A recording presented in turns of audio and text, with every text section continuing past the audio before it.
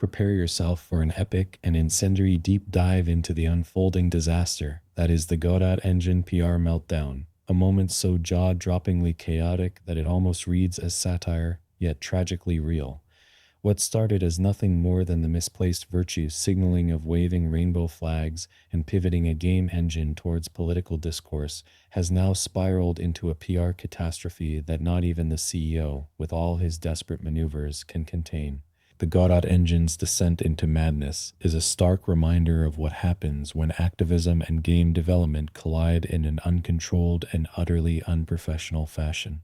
Here we have a community manager, a title that in theory should stand for moderation and the nurturing of relationships between developers and the company. However, in this scenario, this manager has instead used their position as a blunt instrument to silence dissent and force feed their ideological crusade down the throats of unwilling developers. The outright blocking and banning of anyone who dares question their politics exposes the sheer insanity of what happens when unchecked power falls into the wrong hands. Picture this: developers, paying customers, and critics alike being thrown under the bus for doing nothing more than suggesting, quite sanely, that the focus should return to improving the engine, not pushing social agendas.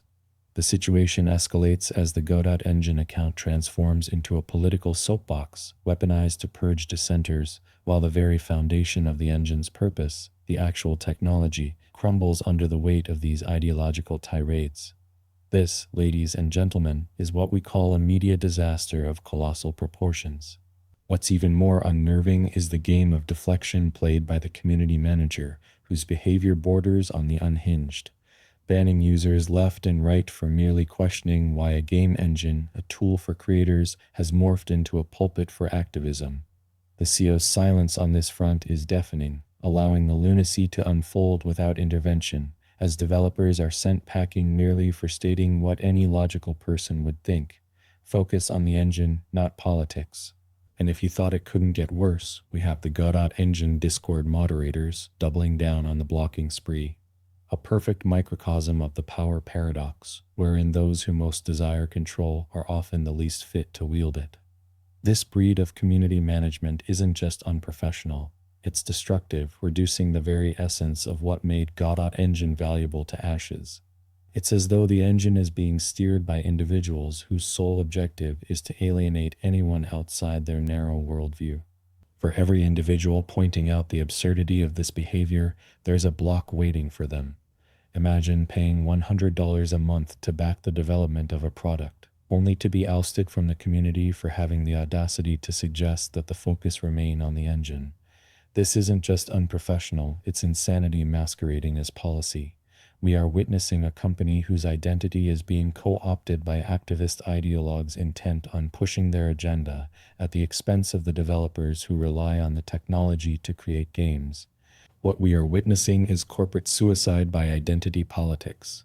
It's not about social progress, it's about a small group of zealots hijacking a platform meant to foster creativity and innovation and using it to crush dissent.